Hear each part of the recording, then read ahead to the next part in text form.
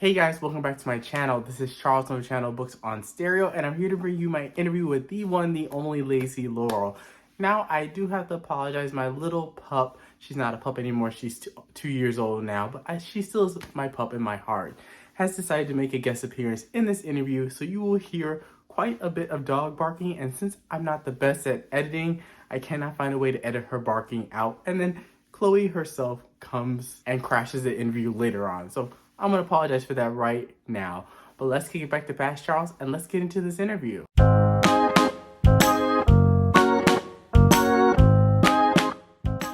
Hey guys, welcome back to my channel. This is Charles from the channel Books on Stereo, and I have one of my favorite narrators here today on my channel. I have the one, the only Lacy Laurel. But how are you doing today? I'm good. Good. I'm so happy that you're on my channel. So the first question I wanted to kick us off with is, how did you get into narrating audiobooks, and specifically romance audiobooks? That's all I listen to. Okay, take it back.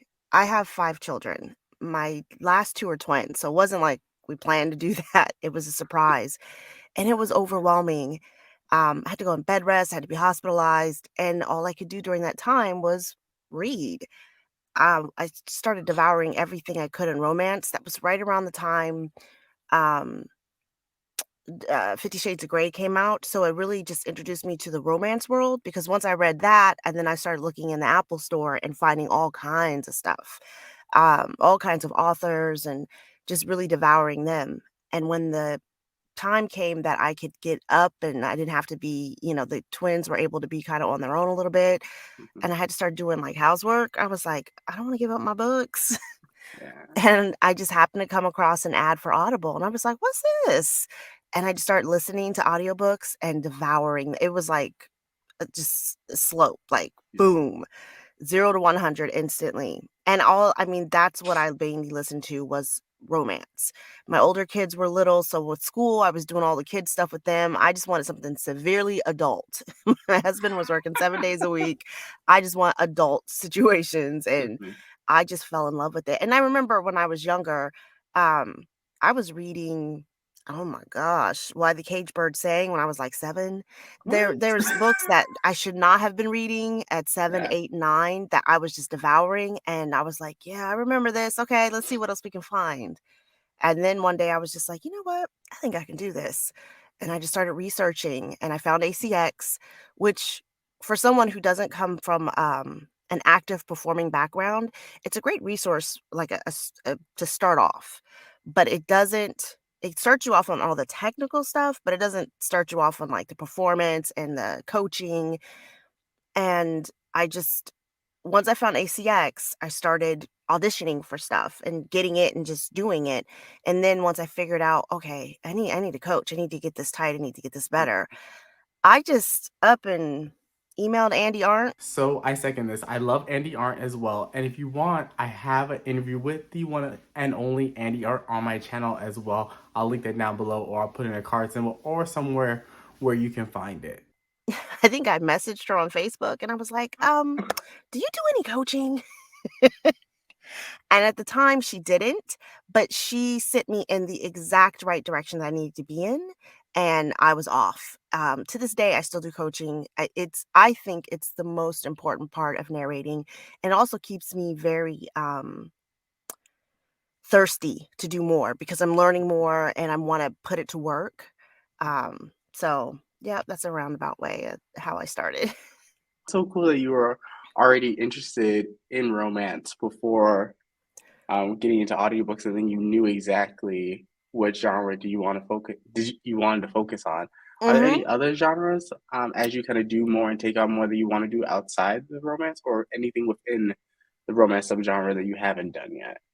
I wanna do so outside of the romance genre, I like doing biographies if it's appropriate, like, meaning, I'm not supposed to well, I say that, and I did a book. So during COVID, a lot of authors that recorded their own books couldn't get into the studios.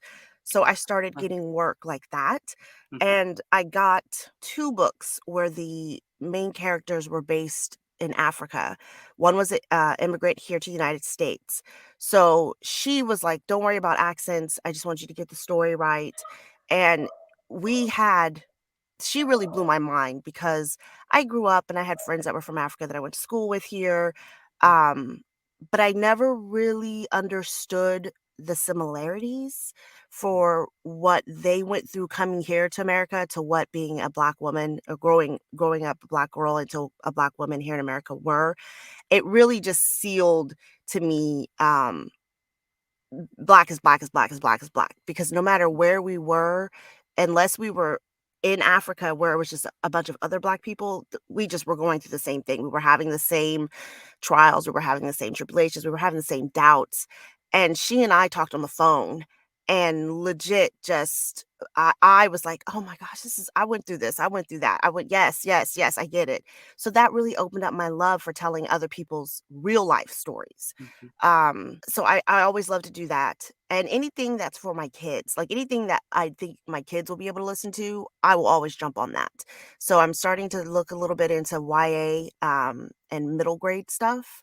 My kids are 9 to 16 or 15. And so they're reading a lot now. Well, I'm forcing it down their throats, but they're getting into a lot of different stories and they each like their own thing. So I have to find stuff and I go, oh, I would love to narrate this. I would love to bring this to audio. So I am starting to branch out a little bit from romance, but romance is my first love. I will probably, as long as somebody will have me, I'll do it. Um, I want to, and I don't know what it is. I don't know if it's just the mood I'm in lately, but I wanna do more dark romance. Ooh. I'm the type of person where if I see people like there's this movement to say, "Oh, why do you read that?" You know what? They like it, and for some people, it helps them cope with things. For some authors, it's cathartic just to write it out. Um, but there's some very talented writers in dark romance. My f was No, I did Lawless Kingdom, first, and that was, like, the high school bully romance, so it was Mhm. delving into, like, the dark, but my first, to me, truly dark romance was Truly by Carmel Rhodes. And a little bit more about Truly by Carmel Rhodes. For the Addicted to Audio book club that I run with Taji, we actually had Carmel Rhodes on my channel and we discussed all things about Truly and also some future audiobook plans. So if you want to know all the audiobook plans that are going on for Carmel Rhodes, definitely check out that live show. Because it starts you off and you don't know that you'll ever love the hero. You're like, "Oh, I don't No, think Imma like this." where you going with this? Yeah, but then as you take the story, he doesn't ever really redeem himself, which I found amazing because you can't redeem certain things, right? And Mhm. it's not even that he necessarily tried, but he did open himself up and you saw, okay, 1 plus 1 does equal 2. You will get this type of person if they have to go through this. And then you saw that he wanted to be different. Um, so I just really fell in love with it. But it at its core, it's a dark romance. It's very taboo. Um, and I remember putting it down when I read it the first time, and I told her, I said, "Girl, I put that down for a second. I had to regroup, revisit, Yeah. revise, and then I dived back in because everybody was talking about it, and I was like, okay, I'm gonna go back in. I'm gonna see what she got, and it just blew my mind.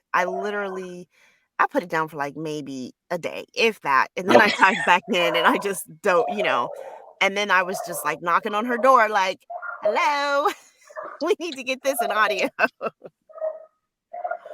And to switch gears a little bit, I was really curious about your recording process. Like, how do you normally? I know there's like the proofing that audiobook narrators will do before kind of The getting into the prepping, studio, the prepping. But mhm. like, what's your normal type of flow from when you get the manuscript all the way up to post production? So the first thing for me is reading the book. Um, just sitting down and just reading it like I would be if I was a fan.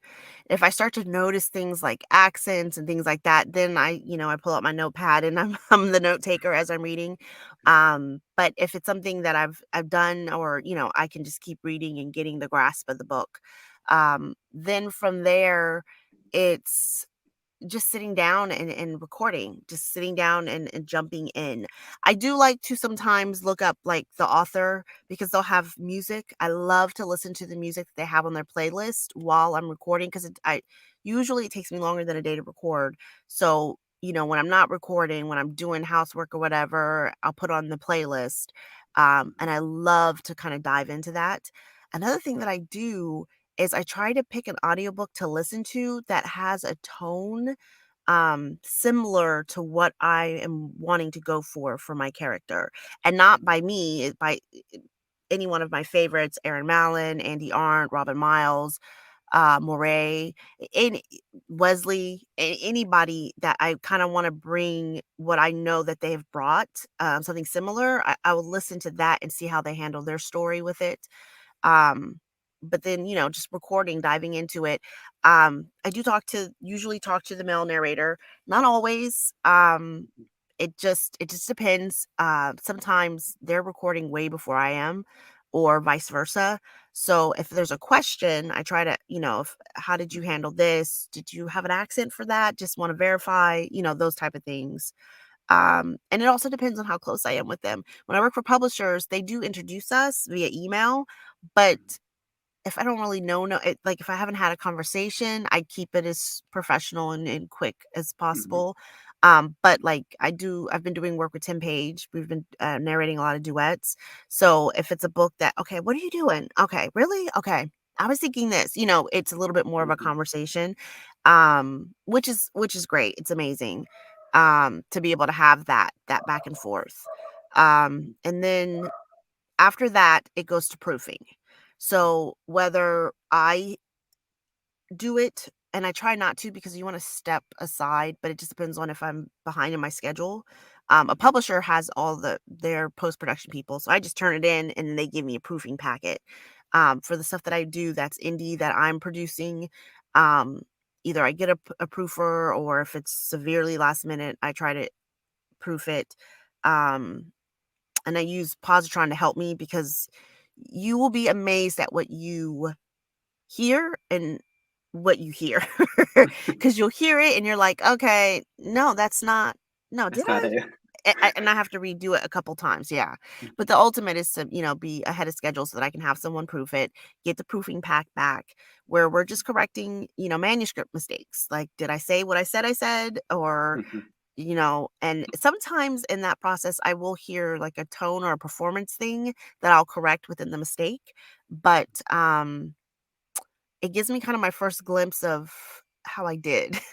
Like I can, when I'm looking through and listening to what I said originally and bringing that back, it just gives me my first glimpse of, oh, okay, I did hit that mark there. I hit that mark there. Then it goes to post-production as far as editing, taking out different sounds, making sure we get rid of as many clicks as possible without distorting the audio. And then mastering, which is just getting it, making sure it meets all the specifications to get it retail ready. And then it goes to the author. The author then can give me any kind of pickups and things that they hear that I didn't, or that maybe they realize they made a mistake on. Because when you write it, especially for my newer to audio authors, when you write it, you're not writing it for somebody to say it. You're writing it because that's in your head and you're crafting the story. So I've had a lot of authors tell me that they write differently after doing audio a time or two. They are literally saying stuff out loud to see, how does that flow? How does that sound? And one author that I'm really close with, she'll call me when she's writing, say this. Okay. And I'll say it. She goes, does that sound funny? Does that sound weird? Especially like when she's doing her editing, tightening things up at the end. Once she hits all her points that she needs, then she kind of hones in on that. And I appreciate that, because sometimes when we get stuff, it's clearly not written for, For audio. audio. And so you're like, how do I say this? What intent do I give this to get the point across? And so they kind of take some of that guessing away. Um, yeah, that's pretty much it. And one thing is, I was very curious to ask you about when you brought this up. I'm noticing more and more audiobook narrators getting more and more into the audiobook production game instead of like Mhm. working for like the bigger publishers like Tantor or Audible. Mhm. And I want to kind of pick your brain, like, how did you kind of get into that? Because I feel like you're more uniquely like positioned to like find new authors and like, hey, your books will work in Mhm. audio, and kind of helping authors through that process, because That's it is kind of daunting if you don't essentially, know. well, so when you um for me coming up on it, through ACX, and then now I work with both publishers and Mhm. independent authors. The wording on everything in ACX is not narrator, it's producer. And for the longest time, I was just like, why do they say that? I narrate the book. Like, it doesn't, but you're not just narrating the book when you work for ACX. You work through ACX. You are putting it together. You're making sure it has all the post production. You're putting the production together, and when you're uploading it, it's a finished thing. You are the producer. I didn't really get that until I started doing dual narrations, because only one person can have the contract. It's just the way that it's structured. And so you have to navigate the talent you work with. You have to navigate time frames and pickups and all of that stuff. And so that's when I was like, oh, this is the producer. Okay, I get it. And so it became natural to do that. And that's how I started pitching stuff to authors, because I came in right around the time where dual narration became, it was starting to become the Mhm. norm. And I still have one client that just wants one voice. They don't want to do two narrators. Mhm. So I'm narrating like the male chapters. And I probably won't have any after this one, because one, it's not the norm anymore. It doesn't bring as much to performance. I think there can be rare cases, like if the male only has one chapter and it's Mhm. small, but I will bring in a guy for that little bit, because I think, like, at the end of Truly, I brought in Noah. I brought in Connor Crace's Noah. And I don't even think I have him on the credits, because I don't think so. I didn't want people to think he was in the book, Mhm. because he's only in it for maybe 5 minutes. And I've done that where I've bought an audiobook because I thought, oh, this person's in it. And they were in it till the end, or they were in it for like 3 seconds in the beginning. So I try not to put the name on it. Um, in promotion, I'll say featuring or something to show you that it's to give you a clue, but I won't put the name on it, because he's not, I mean, that's a 10-hour book. It's like a 10-hour book. Mhm. Putting his name on it makes people think that it's a dual narration, and it's not. So we don't really have a lot of ability to be able to say that in the listings. Mhm. So I try to, get around that. But working with different guys, that's really how I started doing productions. And I think for other narrators, even for narrators that come from more working with publishers, it's just you work sometimes for an author that you really click with, and you want them to have more audio. And sometimes they just don't like the contract that they have with the publisher, so they want to do it on their own. And that's how you get, they say, hey, I want to do this. I want you to narrate. How do we do this? And then you figure it out and you dive in. Mhm. So yeah, you will see that there are. I mean, Andy did it with Lyric, and she and I we were sitting down talking, and I was telling her, I said, yeah, I'm moving more towards it not just always being me, to producing other people. And she goes, that's how I started. It was like a slow thing, and then it just exploded.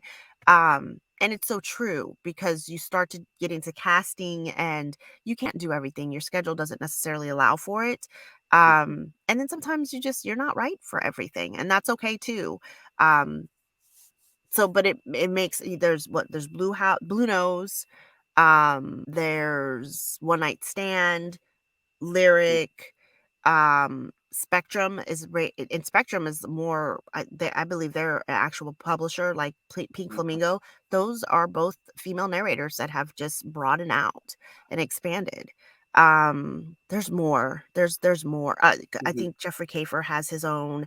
I mean, we've been doing it anyways, so I think it Mhm. was just a matter of formalizing it and then being able to brand it, so Mhm. that we can help promote for our authors through our Mhm. production companies too.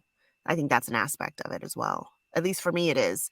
Um, I want my author's audio to be as successful as it can be. And a lot of times it can be the best audio ever. It's just, you got to yell about it. You got to market it. You got to talk about it, promote it. Mhm. Um, Teaching them to get used to doing that. Because you'll have some authors that get audio and they never mention it. They don't even give the link for it. They'll give the Nope. paperback link, the ebook You link, have to and they find won't. out. You're like, this book is on audio? Like, And then they go, no "Well, one why ever isn't said it doing anything. so well? Because you don't talk about it. Your fan base, I mean, your fan base should be the first fan base to know it's there. And Mhm. if you're not telling them, they're not going to know. So that it's a mindset shift. Um, I think, well, all the authors that I work with now have that mindset shift. But there's so much. I mean, it's so much money on the table for them that it's foolish not to. But it's also it's your work, talk about it. Mhm. If you don't, um especially when you're picking the narrators, that's why I always tell them, pick who you want. It's not about, I tell my authors, I'm never going to put them in a position to where I'm like, you have to just choose this person. I don't care what you say. Mhm. I don't really have that authority, but I would never attack it like that because they're the ones spending the money. And so even if nobody else likes it, as long as they love it, that's all that I can Mhm. ask for, because then they're happy with what they spent and they're more willing to talk about it. So, yeah, I with Kenya, I'll tell her, "I want this person, I want that person," and I'll play her a sample that I think showcases what that person brings to the character we're trying to Mhm. put them in. But she's been amazing to work with because she's kinda let me run loose, and, Ruin is a true example of that. She knows she wants duet narration, and then other than that, like, she's just like, "Who do you think?" And I'm like, "Okay, let's do this." Mhm. But, yeah, getting back to Ruin, I heard his voice. It was very strong and particular, and then when I was listening yesterday to him narrate, I was like, "Oh my god, this is what I heard in my head. This is how." And I my first book for him was, I can't remember the name of the author. It's a MC romance. The whole series is a really good series, but he comes in and he's this sociopath. He's funny and sarcastic, and it's dark. And Ruin is way more darker than that, but I was Mhm. like, if he could do Preppy well, and Preppy has some dark moments, then I knew he would be able to take Kane and take Mhm. him to places that he needs to be. There's so much to that book that, I think a lot of people glance over. It's very dark. It's way darker than Truly. So I guess maybe that is Truly was my first one, but Ruin is my darkest. I mean, there's things Ooh. in there that I never thought. Have you read it yet? No, I bought the ebook, Okay, it's and then dark. you told me there's audio. I'm like, okay. I'm like, It's Lacey, you dark. just like bumped this off my immediate TBR. I'll give you an ALC of it. I should have it, uh, I should have it next month. Mhm. Yeah, we're supposed to finish today, so hopefully we're able to finish today, and then I can get it to the post-production people. Um, it's dark. But when you keep going and you open the floodgates to his history, um there's so many nuggets. There's so many Mm. nuggets, and that's what I love about Kenya. Even from her Lion and the Mouse series, that's when I first started narrating for her, is when I was introduced to her. So many nuggets that she drops, and that's a long, series. It's Mhm. so many books, but she brings these nuggets and she'll bring them back, and you're like, "Oh, that's Like, see right." that? She'll kill characters off, and people will be like, "Why you do that?" She builds so much loyalty to this world. She builds a whole world. Um, I did the other one for her that was the FBI profiler. Not Broken Hearts, Hidden Missing Hearts. Missing Hearts, I think it's Mhm. called. And I had done I think I got contracted to do that one and then the Lion and the Mouse one, the one that I started with. And when I was prepping, I was like, these are different, but they're not. I can see that author is still there, but I love her as an author. She's amazing. A I want very to be her still when I grow up. underrated in the Yes, she booktube is. And sphere. and I will say this, I worked with Jessica Watkins for a while, and she opened my eyes to how much money on the table there are for Black romance, for Black authors. Mhm. They are out here getting it. They have a rabid fan base. They have a very loyal fan base who are willing to buy whatever it is they write, whatever it is they do. She came out, girl had me buying her purse. Her and then Jaquel J, I work with her, and she has her book box, and I think she was coming out with a purse line, and Mhm. they have this fan base that is loyal, and I was like, "Okay, this is a whole nother side to romance that I hadn't been introduced to." And even with Kenya, she has these fans that are just they ride or die with her, but there's still so much more for them to grow because people sleep on them like, "Oh, they're just a Black author. I can't read that." Then you're missing out because they write some stuff that is just it's fantastic. Um, it's so Jessica wrote a story that was called oh gosh, it was the house burning. It was, I can see I'm horrible with my memory, but it I believe it spelled out HIV, and it was about the characters having and spreading HIV because they were being ignorant to the Mm, realities. And they had other stuff that they were caught up in, but they were just not really, um, they just weren't doing, they were just being ignorant, and how it really just changed and ruined lives. But it was, I'm going to look it up because it was, really, I thought it was really, I don't want to say necessarily say, I guess, brave, but I was just like, she wrote about this topic that's very taboo in the Black community, mhm. and that legit just, you would never think that that's what that book, House in Virginia, that's Ah, what okay. it's called. And I didn't even know. So I'm reading the book, I'm prepping the book, and I didn't know that that's the way that people said it. Oh, he got that Mm, house in Virginia. That was something that was just said, and I'd never heard of that. I never heard of that I'd either. never heard of that. And then at the end, towards the end of the book, like, and I knew one of the characters was sick and he was just not being safe. He wasn't being protective of himself or his partner. And I knew it was going to be, oh, that's what's going to happen. She's going to get sick. It's going to be, this is okay. And at the end is when she mentions the house in Virginia. Like, you hear the person gossiping, and, oh, Mhm. well, he gave her that house in Virginia. And I was like, oh, that's why Oh, it's called that. right. I was I was so slow, but then I was talking to my cousins who are from the Midwest. They're like, "Yeah, we say that all the time." And I was like, "What? I never." But I mean, I was born in the Midwest. I was born in Ohio, but I grew up mainly in California, Mhm. so it's different, different slang, different mindset. Not even mindset, just different slang, different way of talking about things. Yeah. And I was like, I didn't even Didn't even know. register. Didn't even, and it made so much more sense, and it made that book so much more, that I was like, "Okay, this is her story about this to kind of educate and let people know, so that they're aware." They use their voices for so many things, and they put so much in. I mean, Kennedy Ryan, you can't you there's still people who sleep on her, and it's like, "Really?"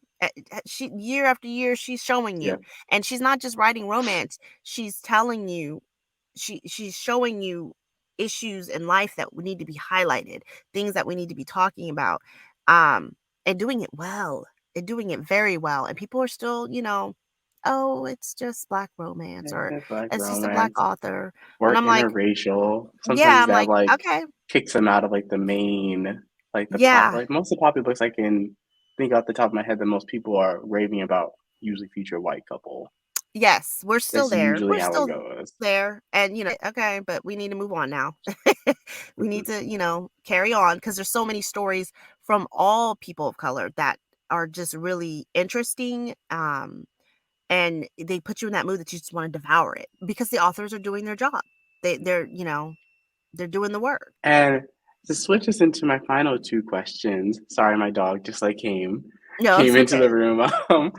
Um, what are some upcoming productions, like either the stuff that you're narrating on, or stuff that you're currently producing right now, or that's about to be released soon, that you want to let everyone know to go check out?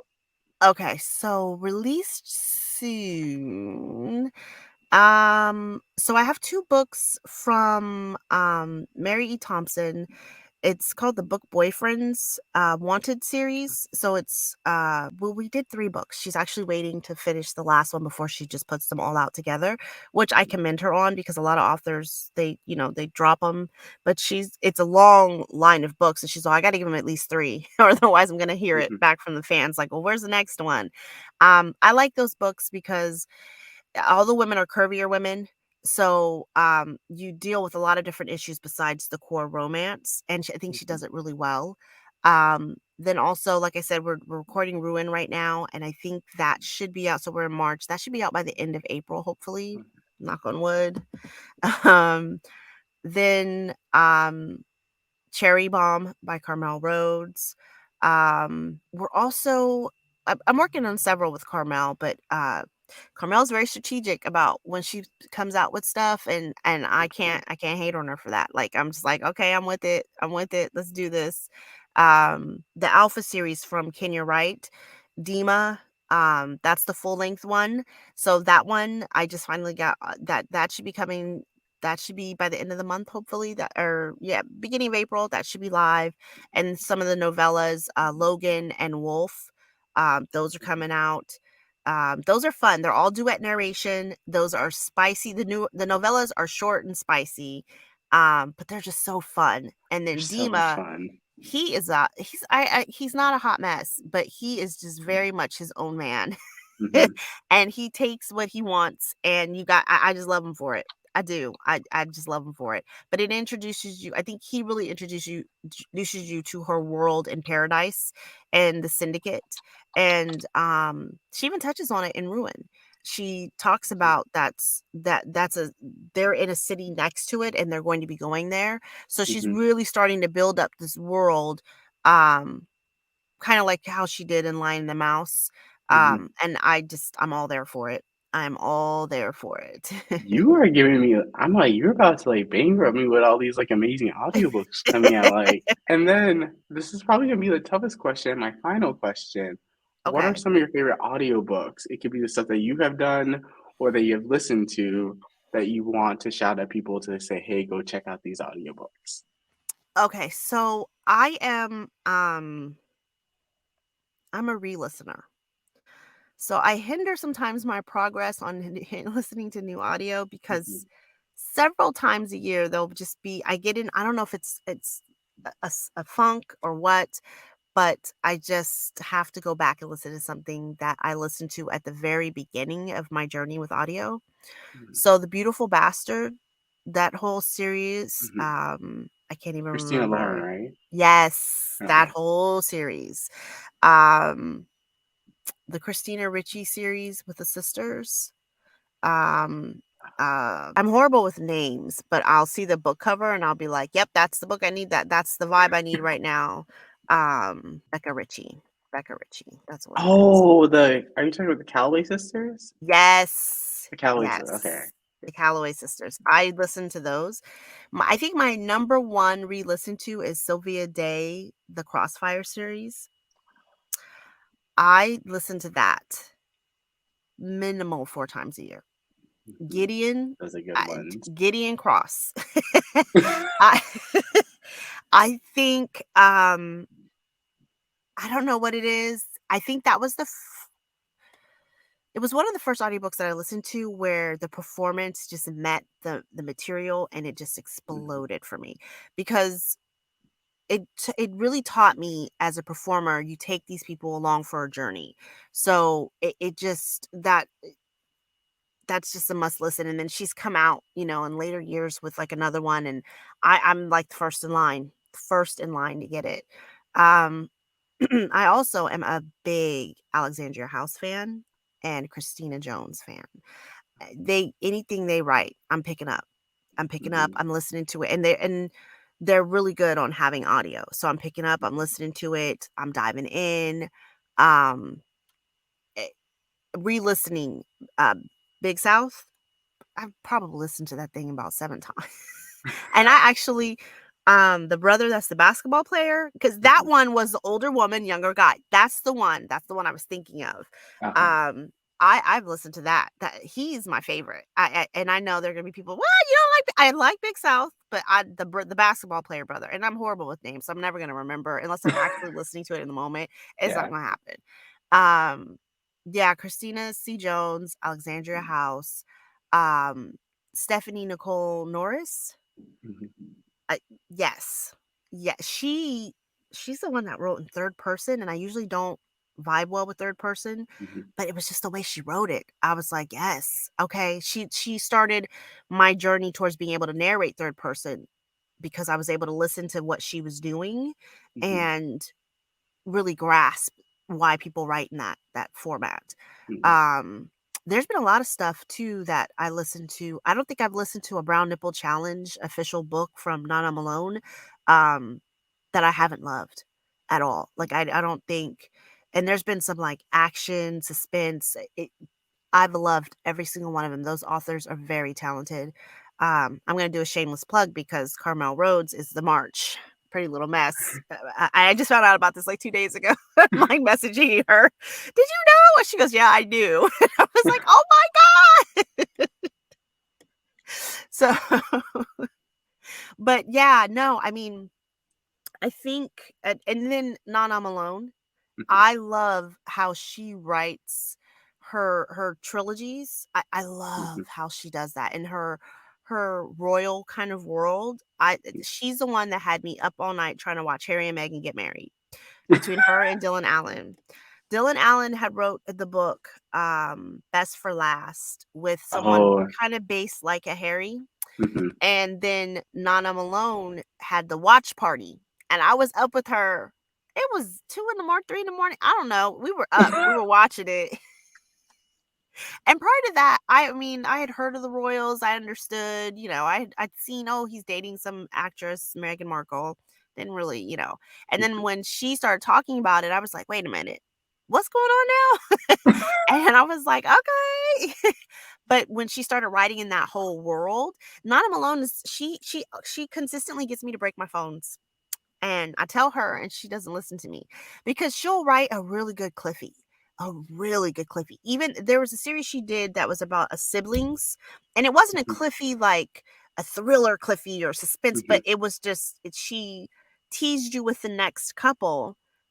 And then I never got the book. And at the end of the book, I went to buy the next book and it wasn't available. And I just threw my phone. My husband was like, what are you doing? I was like, I'm done. She got me all up in my feelings. I want to continue on and there's nothing here to continue. Oh man, I was so mad. I had to message her and be like, I just threw my phone. But it's just that good. Like you want to be in their world a little bit more, So yeah. And yeah, those are, But thank you so much for coming on my channel. For you guys watching, I will leave all her social media links down below, as well as some of the books that she recommended here today. So you definitely should go check them all out. She's an amazing narrator. But thank you guys again so much for watching this video, and I'll catch you guys with a brand new video. Bye, everyone.